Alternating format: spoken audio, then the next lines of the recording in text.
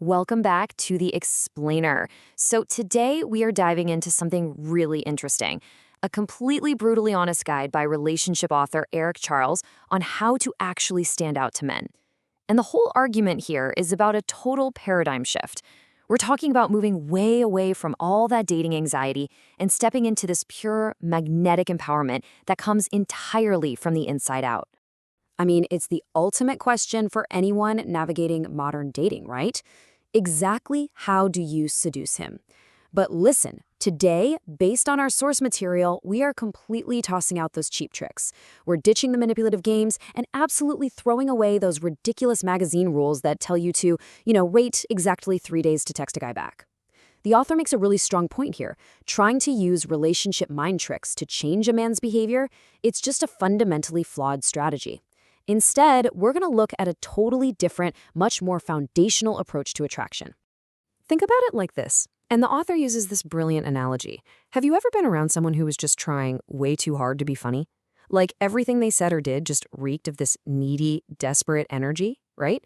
It actually repels the exact attention they're so desperately seeking. The author notes that if you are desperate for seduction to work, you're honestly just going to embarrass yourself. But on the flip side, if you truly understand how a genuine seductor views the world, you just automatically draw people in. It's like a magnet. All right, so here's our roadmap for today. We're going to cover mindset over moves, the art of being okay, protecting your vibe, the right kind of hot, and finally embracing feminine receptiveness. So let's jump right into section 1, mindset over moves, putting your inner game first. Okay, we really have to start with this inner game, because the author bluntly states that any specific seduction move you try is completely useless if your underlying mindset is off. Just look at the stark contrast between these two mentalities. The typical approach, it's all about fixating on one guy, endlessly obsessing over some fantasy future and stressing out about whether it'll actually happen. Honestly, that just destroys your ability to connect. The seductress approach, though, relies on what the author calls the art of not caring. You literally just don't care how things turn out. You drop the deluded belief that being with this one specific guy is going to magically fix your life. Instead, you're just totally present, and you're actually having fun. Moving right along to section 2, the art of being okay and finding that inner peace. So the absolute crucial point here is realizing that you are completely okay right here, right now. Now, the author notes this doesn't mean you have to become some emotionless robot, right? You can absolutely still be sad or angry in any given moment, but deep beneath that, you just know, fundamentally, that you are 100% okay. You are completely independent of how any specific man responds to you. And why does this matter so much for you? Well, because when you aren't mindlessly chasing solutions to these problems your mind just invented, your attention is finally freed up to actually enjoy the moment. To really maintain this deep sense of peace, the source rapid fires these 5 super functional reasons why actively keeping your options open acts as an absolute shield against desperation. First up, it totally prevents you from obsessing and stressing over just one guy. Second, it's a constant reminder that, hey, you have choices. Third, it clearly shows him that he has to explicitly lock you down if he wants exclusivity, no assumptions. Fourth, it puts you firmly in the driver's seat. You are in a position to choose rather than just waiting around to be chosen. And fifth, it completely levels the playing field. All right, section 3, protecting your vibe, which is all about the magnetism of mood.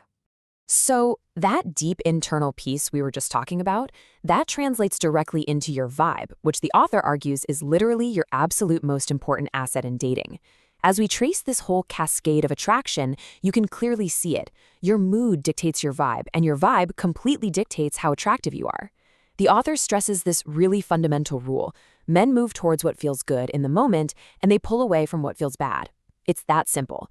If a woman gets super caught up in her head, worrying constantly about the relationship, her mood completely tanks. Her vibe sours. The guy feels this heavy aura of stress and negativity, and because it stops feeling good, he just instinctively pulls away. You are in control of your mood, which means you are entirely in control of your attractiveness. You literally cannot choose to indulge in negativity, like complaining or endlessly worrying, and choose to be seductive at the exact same time. It just doesn't work. That brings us to section 4, the right kind of hot, focusing on external projection. With the inner game completely locked down, the author shifts gears to tackle physical appearance. And here he delivers some very direct, self-described, non-politically correct observations about what truly works in the real world. He argues that women's media, think magazines, TV shows, they often just sell products rather than giving genuine advice on seduction. They're telling you what marketers want you to buy, not necessarily what actually turns men on. So his advice here is incredibly straightforward. Look at what men actually look at and just copy those elements. Your goal shouldn't be to compete with other women at all. Your goal is simply to become the absolute hottest, healthiest, and most fit version of yourself. And finally, Section 5, embracing feminine receptivity and navigating interpersonal dynamics. So now we are focusing on the actual real-time interaction. The author cuts right through a lot of modern controversy here by defining feminine energy strictly as receptivity. He's very clear. It is absolutely not about being weak or submissive or dumb. Instead, it means you are intensely present. You are appreciating and accepting of him without feeling this need to compete with him, emasculate him, or extract anything from him just to validate yourself. When a woman brings this incredibly receptive energy to the table, the author notes it makes a man feel like the man. It adds this whole dimension to his life that he simply cannot get on his own. In fact, he argues that men are actually starved for this specific kind of genuine appreciation and acceptance. I mean, why act like some cold puppet master, right? It's just a flawed, incredibly short-sighted strategy. A true seductress absolutely does not withhold bait or play silly games to manipulate a guy's behavior. Instead, she stirs up desire simply by creating a genuinely great, super fun experience while she's actually with him. And then, she just gives him space to step up and reach for more when she's not around. Because ultimately, and this is huge, you are the architect of your world. The author is crystal clear about this. You are nobody's dancing monkey. You don't beg. You step up to the crown and you basically give people an opportunity to be a part of your amazing vibe. If a man isn't stepping up or if he just isn't measuring up to what you want, you don't fight with him. You don't complain and you definitely don't try to change him. You simply let him disappear from your attention entirely. Why? Because you have options and you are the one completely in control. So as we wrap up this explainer, I'm going to leave you with this final, really powerful thought from the source material.